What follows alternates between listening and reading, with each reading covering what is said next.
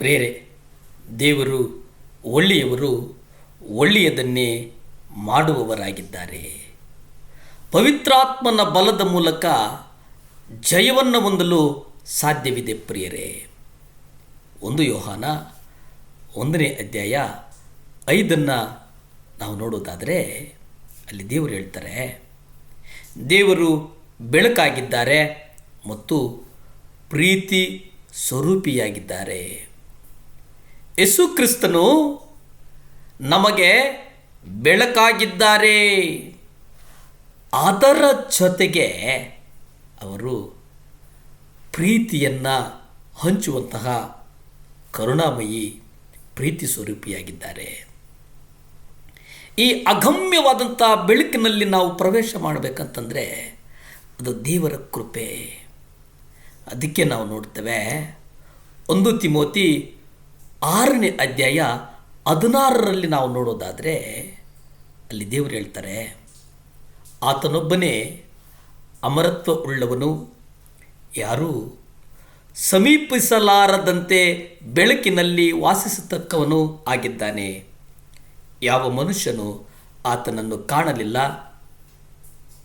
ಯಾರೂ ಕಾಣಲಾರರು. ಆತನಿಗೆ ಮಾನವು ನಿತ್ಯಾಧಿಕಾರವೂ ಇರಲಿ. ಆಮೇನ್. ಇಲ್ಲಿ ನಾವು ಯಾರು ಆತನನ್ನು ಕಾಣುವುದಕ್ಕೆ ಆಗಲ್ಲ ಅನ್ನುವುದಾಗಿ ಇಲ್ಲಿ ಗಮನಿಸ್ತೇವೆ. ಇಲ್ಲಿ ದೇವರ ವಾಕ್ಯವನ್ನು ನಾವು ನೋಡುವುದಾದರೆ ನಾವು ಪರಿಶುದ್ಧರಾಗಬೇಕು.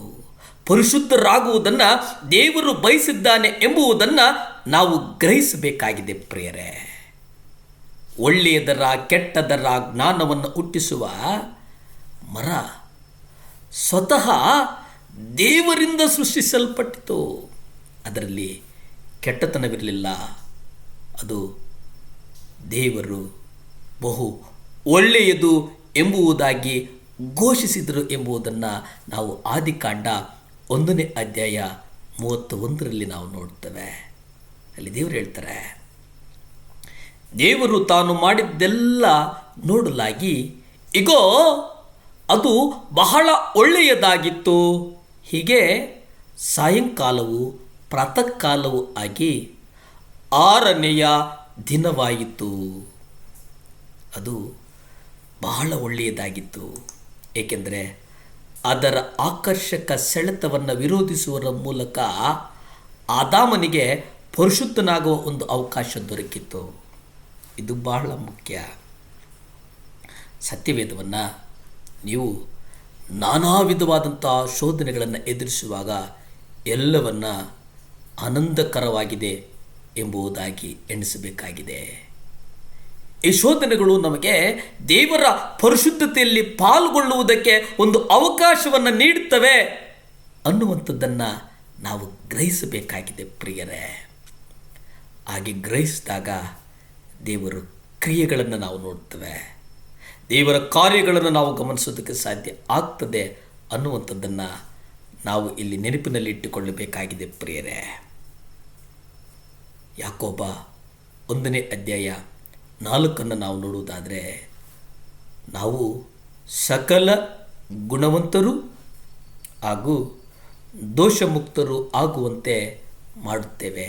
ನಾವು ಯೇಸು ಕ್ರಿಸ್ತನ ಪರಿಶುದ್ಧತೆಯನ್ನು ದೃಷ್ಟಿಸುವಾಗ ಆತನು ದೇವರಾಗಿದ್ದಾಗ ಮೂಲತಃ ಆತನಲ್ಲಿ ಪರಿಶುದ್ಧತೆಯನ್ನು ನಾವು ನೋಡ್ತೇವೆ. ಅದು ನಮಗೆ ಉದಾಹರಣೆಯಾಗಿ ನಾವು ಗಮನಿಸಬೇಕಾಗಿದೆ ಪ್ರಿಯರೇ. ಇಬ್ರಿಯ 2:17 ನಾವು ನೋಡ್ತೇವೆ, ಎಲ್ಲ ವಿಷಯಗಳಲ್ಲಿ ತನ್ನ ಸಹೋದರರಿಗೆ ಸರಿಸಮಾನವಾಗಿ ಮಾಡಲ್ಪಟ್ಟನು ಎಂಬುದಾಗಿ ನಾವು ನೋಡುತ್ತೇವೆ ಪ್ರಿಯರೇ. ಪ್ರಾರ್ಥನೆ ಮಾಡಿಕೊಳ್ಳೋಣವೇ. ಭೂಮಿ ಆಕಾಶಗಳನ್ನು ಉಂಟು ಮಾಡಿದಂಥ ಸರ್ವಶಕ್ತನಾದಂಥ ದೇವರೇ ಸ್ತೋತ್ರ ಸ್ವಾಮಿ. ಈ ಮುಂಜಾನೆಯ ಸಮಯದಲ್ಲಿ ಈ ಪ್ರಾರ್ಥನೆಯಲ್ಲಿ ಭಾಗವಹಿಸತಕ್ಕಂಥ ಮಕ್ಕಳನ್ನು ನಿಮ್ಮ ಕರಗಳಿಗೊಪ್ಪಿಸಿ ಪ್ರಾರ್ಥಿಸ್ತಾರೆ. ಅಯ್ಯ ಸಹಾಯ ಮಾಡು ಸ್ವಾಮಿ. ದೇವರೇ, ವಿಶೇಷವಾಗಿ ಮಕ್ಕಳನ್ನು ನಿಮ್ಮ ಕರಗಳಿಗೊಪ್ಪಿಸ್ತೇನಪ್ಪ. ದೇವಾ, ಮಕ್ಕಳಿಗೆ ಒಂದು ವಿಶೇಷವಾದಂಥ ಜ್ಞಾನವನ್ನು ಕೊಡು ಸ್ವಾಮಿ. ಶಾಲೆಗಳಲ್ಲಿ ಅತ್ಯುತ್ತಮವಾಗಿ ಮಕ್ಕಳು ನಡೆದುಕೊಳ್ಳುವಾಗೆ ಅವರಿಗೆ ನಡವಳಿಕೆಯನ್ನು ನೀವು ಕಲಿಸಿ ಸ್ವಾಮಿ. ದೇವರ ಭಯ ಬರಲಿ ಸ್ವಾಮಿ. ಸ್ತುತಿ, ಘನ, ಮಾನ, ಮಹಿಮೆ ನಿಮ್ಮೊಬ್ಬರಿಗೆ ಸಲ್ಲಿ ತಂದೆ. ಆಮೇನ್. ದೇವರು ಒಳ್ಳೆಯವರು, ಒಳ್ಳೆಯದನ್ನೇ ಮಾಡೋರಾಗಿದ್ದಾರೆ. ನಮಸ್ಕಾರ.